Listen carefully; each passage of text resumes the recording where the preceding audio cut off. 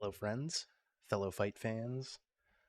UFC 292 is hours away. It's currently 11:25 a.m. Eastern Time as I record this. So, yeah, it's impending, and we'll start from the top here. So we've got Karine Silva and Marina Moroz. The thing is that Marina's getting up there. She looked a little bit drawn out on the scales, and Karina Silva's a beast. So I think that is where I'm going to side on that match. Let me see what's her record there. Ketlin Souza, Liana Botelho.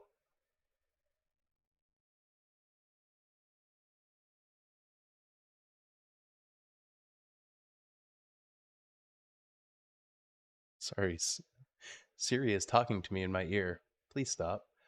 Um, let's see.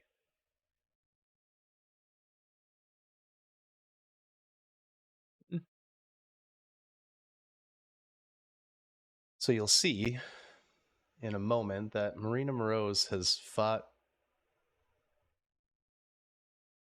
harder competition. She's got a win over Myra Buena Silva, the current champion. So I guess it's tough to counter out. Her last losses against Jennifer Maia, Angela Hill, Carla Esparza. Can't really fault her for those losses. Angela Hill is a cardio beast, and Carla Esparza just wrestle fucks people to death. Okay, so we've got that. Oof. I was going to go Karina Silva, but this is going to be a tough one to predict here. I think it's probably going to be a decision and a close one at that. Maybe. Mm-mm-mm-mm.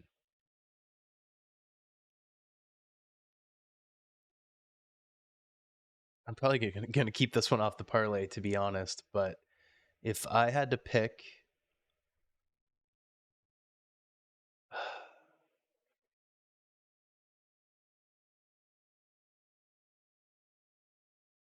I think that Karine Silva maybe clips her, gets her down, and gets a sub, or it goes to decision. Um, on to the next. Andrea Lee and Natalia Silva. Natalia Silva just looking like a whole dime piece on the scales for the official weigh-ins. What is going on there? Um, Andrea Lee, obviously been around for a long time.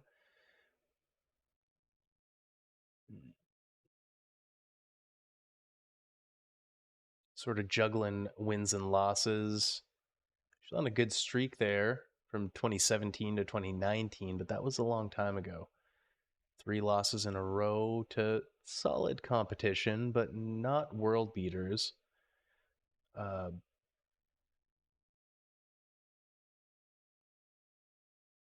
Couple of decent wins. Um, Probably gonna edge on Natalia Silva in this one. Like she looked so great on the like official scales. Um,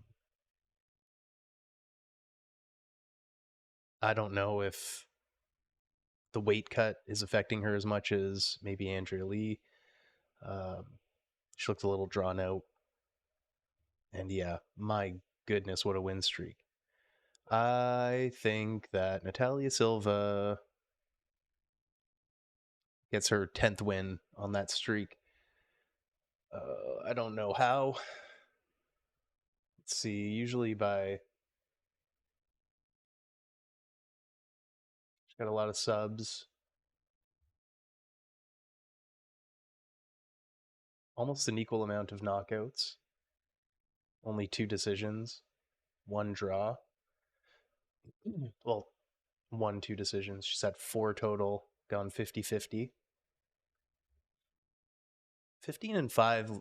It's not a great record on paper, but I feel like that win streak,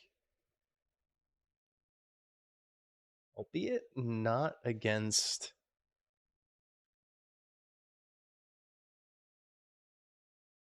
wonderful competition.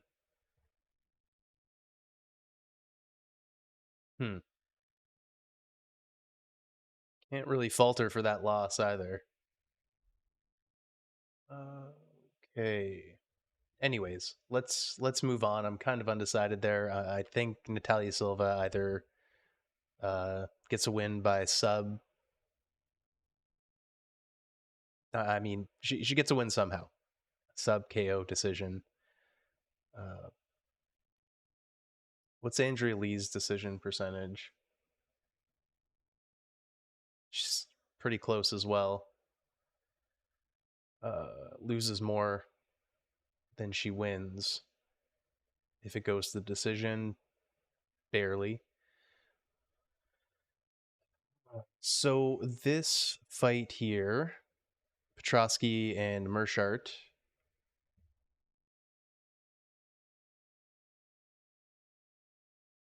I forget what fight it was, but one of Petrosky's recent fights, it might have even been on Tough on his Ultimate Fighter season, but he gassed so bad. Uh, I feel like GM3 is not going to play those games. I'm sure he's seen that potential hole. It all depends on how much Petrosky's improved since some of those lackluster last fights. Um, yeah, he had the Anaconda over Maximov, but I don't know. I feel like if it goes into the third, he's absolutely fucked. But we'll see. I don't know. GM3 is a dog, and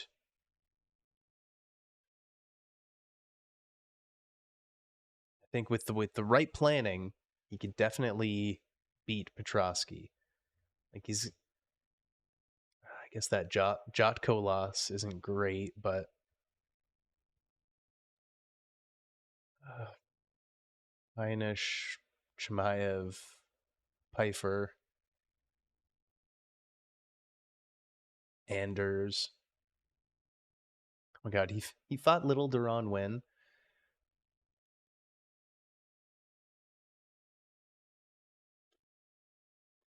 Anyways, I feel like GM3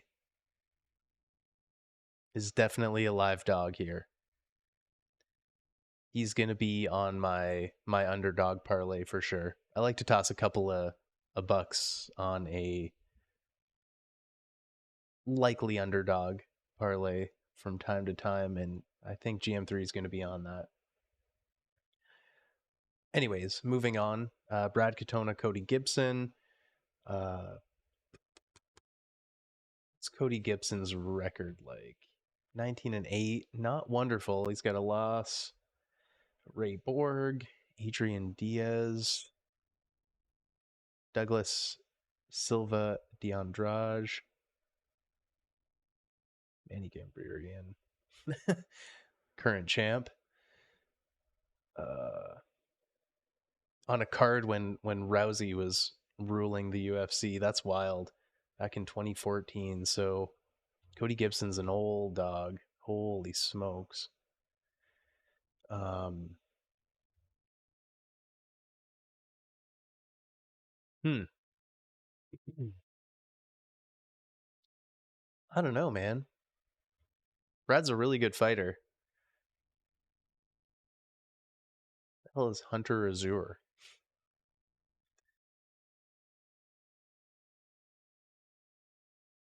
Huh.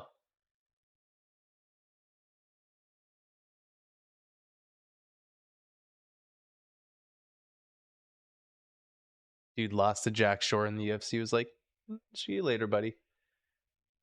Huh. Marab, obviously. I mean, that's not the worst thing in the world. Let's see.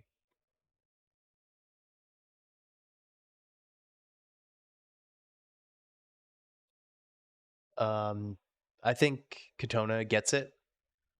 I don't know. I don't know how. I'm not all that familiar with his work, but I'm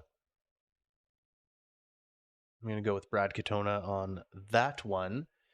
Then we've got Austin Hubbard and Kurt Hollabaugh. Hollabo? Hollaba? Bo? I'm pretty sure on the Anakin Florian podcast, they did one of those pronunciation things and played his pronunciation, and it sounds more like a bow or a but. I don't know. It's weird, but anyways, Austin Hubbard and our boy Kurt. Uh,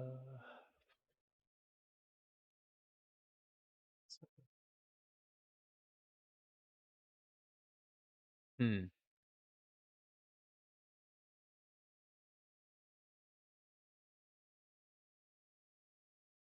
Thought to let me bang, bro.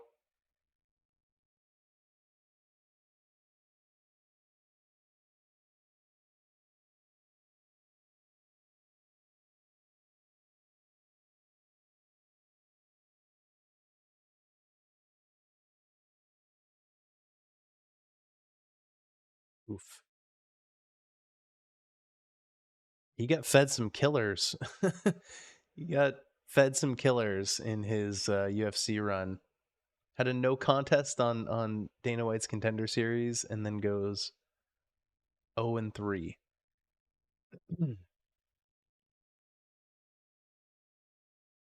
Like, he's had some decent win streaks in his career, but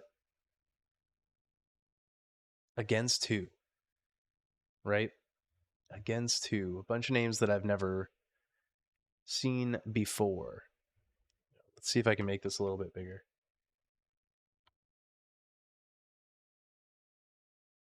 Probably should have done that from the start, huh? Anyways, I think Austin Hubbard gets it done. Uh, I don't know how. Not going to make a prediction on that, but RoboCop and Dennis Tululin.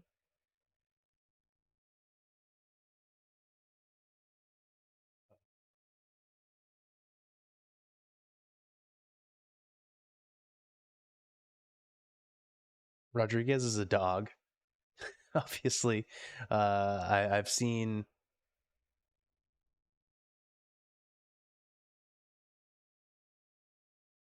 more of his insides than any other man. With that cut on his forehead, that one fight, holy smokes, um, that was rough. But he came back and won that fight, which is crazy. Just like exposed artery in his forehead. They're like, "Yeah, you got this, buddy." That that doctor that night was a boss. Um, may have caused some damage, but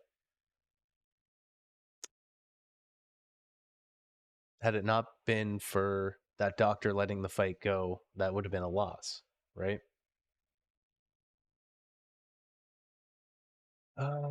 Dennis Tululin, 10-7. He kind of looked like a, I don't know, not very great on the scales.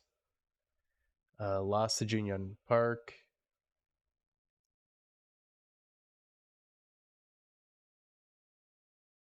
Over Jamie Pickett. Oof. I think RoboCop gets it done. 9 KOs though. That's pretty wild. RoboCop's got 3 KO losses. Oof, that's tough. But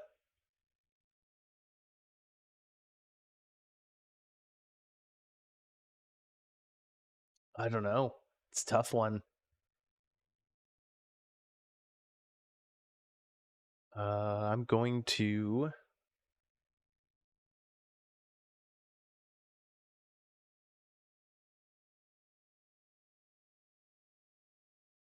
I'm going to go with Rodriguez. I don't know why, but something's drawn me towards the the oldest looking 31-year-old in history.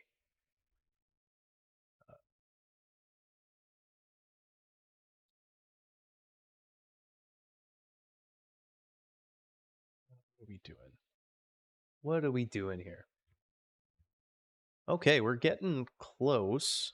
Chris Weidman and Brad Tavares, man, they both didn't look great on the scales. Both pretty drawn out. I mean, it's expected, right? It's a weight cut. I get it, but some folks take it better than others, and these old dogs, you could tell it's starting to get harder for them. Um,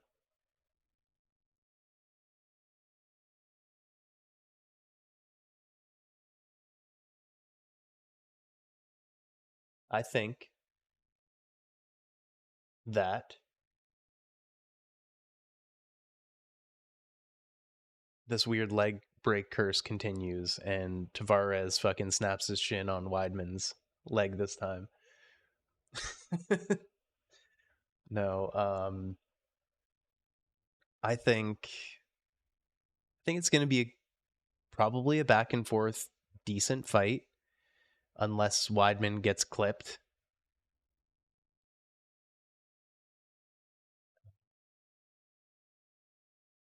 But if he does, hopefully the old chin holds up. I think he's 39, so he's getting up there. I feel like if he loses in devastating fashion, which is entirely possible with Brad Tavares on the other end, um, maybe should be the end. That great career of his. Um, but yeah, if he loses, I don't want to see him lose again. We'll put it that way. Marlon Vera and Pedro Munoz.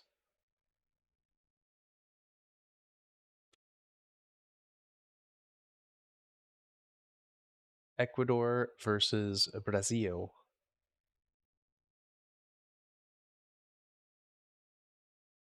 Um, both fucking dogs.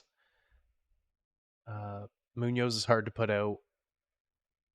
Vera's, I think, impossible. Yeah, Vera's been impossible to put out so far.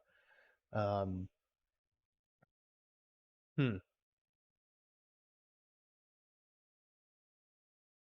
that decision that decision rate isn't good. So he loses decisions twice as often as he wins them. What about our boy Munoz? 50-50 on the decisions. Also never been stopped. Mhm. That's crazy. This is going to be a dogfight. I think if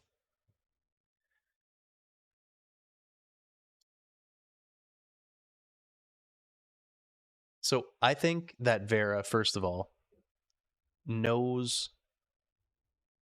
that he takes a little while to warm up. So I hope that he gets like, I hope he addresses that, gets a little like mini light sparring or something like that, like right before he walks out. I've heard of guys doing that and it helping. But yeah, if he gets off to a slow start, I feel like Munoz might take a lead.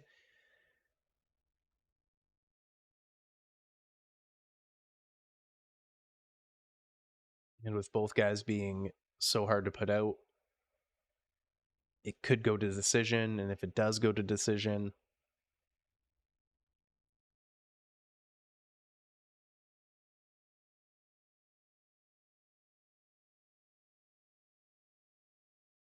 Pedro could take it, but it all depends on the damage inflicted, right?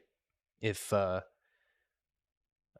Pedro cuts fairly easily, he's been in a ton of wars. So if Vera could in like put that physical or visible damage on him, could edge him out on the scorecards. So he's got a chance to win a decision, but I think it goes to decision either way. Uh,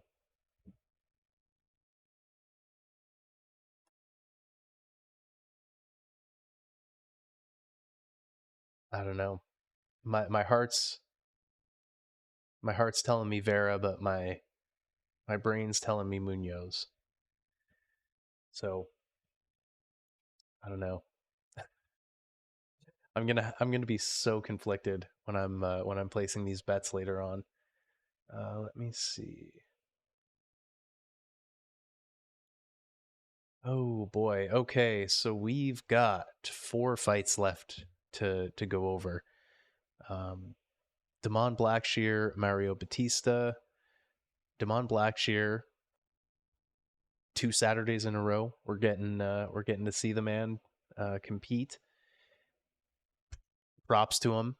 I'm sure many other people, other fighters would have declined that offer, but here we are. Here we are.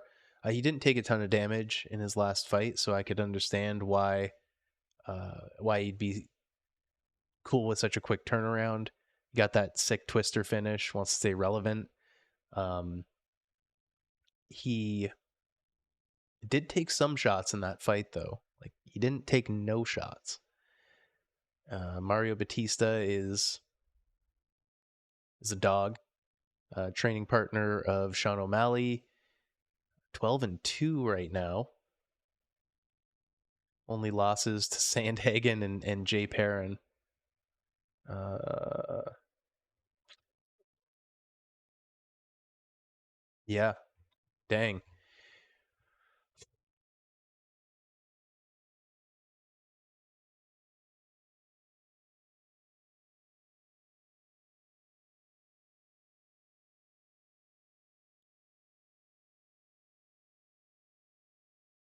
There's losses by one by KO, one by sub. Dang.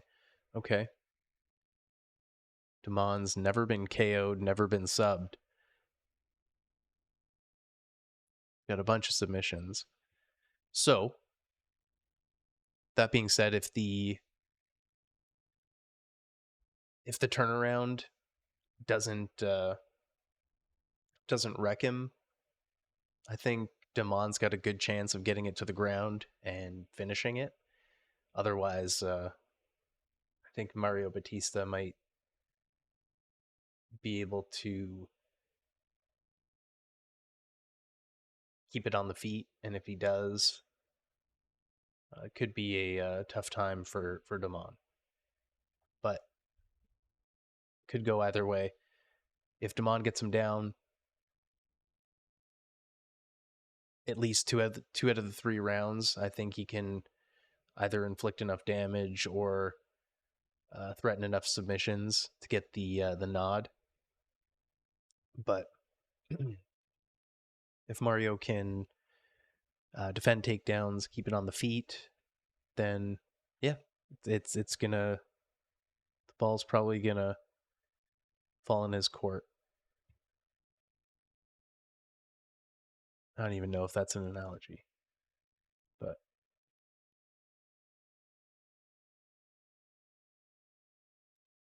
all right. Neil Magny and Ian Gary. some weird shit going on in the press conferences leading up to this, the press leading up to this. Um, Apparently Neil Magny said some stuff about like what was it? Like I've got kids, so I'm used to.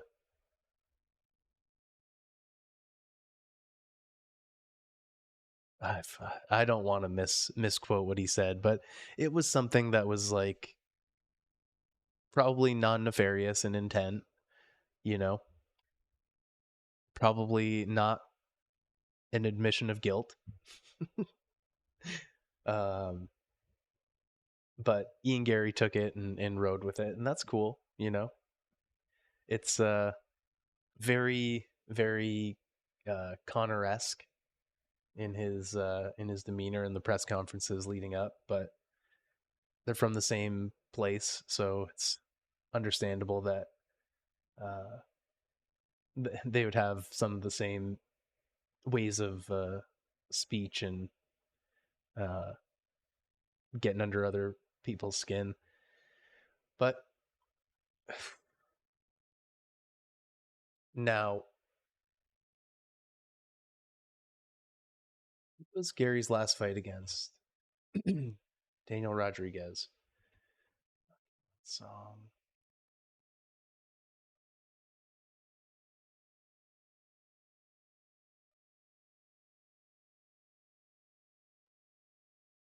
yeah, I mean,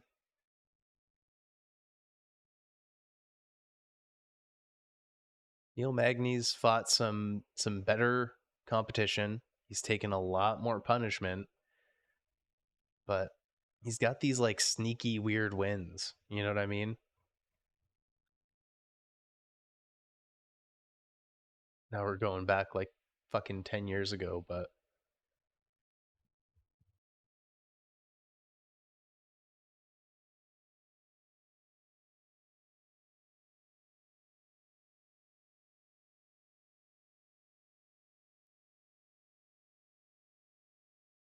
I think Ian Gary gets it. Uh,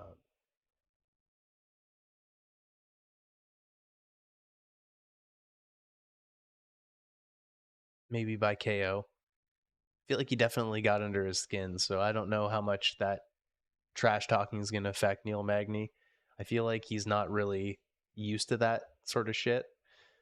He's not really in the limelight enough uh, to be targeted with that sort of thing, I guess. But, anyways, they're going to fight, and it's going to be fun. And I think Ian Gary is going to win. Um, while understanding that Neil Magny is definitely no pushover and definitely has a chance to upset Gary. Weili Zhang and Amanda Lemos. So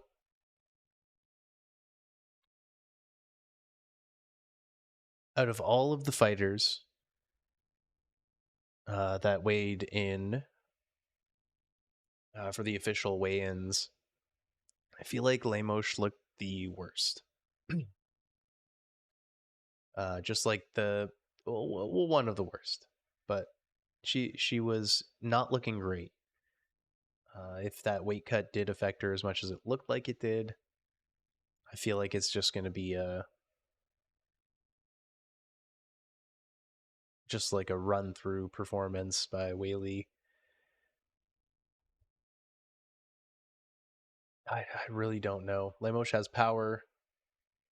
I don't know what her ground ability really is. She's only got one win by sub, or I'm sorry, 3 wins by sub, 1 loss by sub. She wins decisions. She's 36. She's getting up there.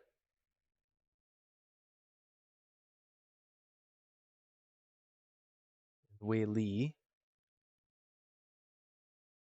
1 loss by KO, none by sub. She wins decisions. Also, hmm. I feel like this one doesn't really need much analysis. I mean, MMA is weird. Crazy things can happen, but I feel like the rightful favorite in this matchup is Whaley, and I think she's just gonna have her way. In the main event, Aljamain Sterling and Sean O'Malley.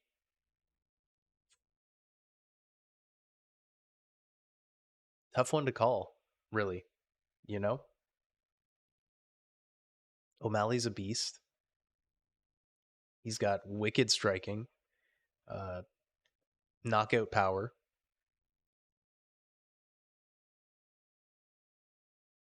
but potentially some holes in the wrestling department or the grappling department. Um, and we just saw Aljamain Sterling wrestle the shit out of Henry Cejudo, which is he's an Olympian, Olympian gold medalist, um, or Olympic gold medalist rather. But if he gets caught coming in, I can see like a Masvidal Askren situation.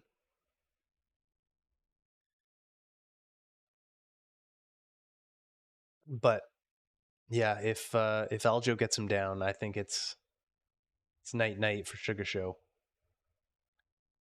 But again, if Sean can defend takedowns, if he can uh, keep it on the feet, similar situation to with Mario Batista and what's his name, Damon Blackshear. Um, yeah, if he can fend off the subs, not let him get his back, O'Malley has a chance for sure. But I feel like he's rightfully an underdog in this competition, and we will see how that plays out in probably a little under 12 hours or so from this moment here. But appreciate you guys tuning in. Please leave a like on the video if you enjoyed it, and give me a subscribe. I'm trying to build this channel. I think I've got like 2 subscribers, so let's see that number go up at least a little bit. You know, I would greatly appreciate it. But in any event, love you guys. Stay tuned for more content and enjoy the fights.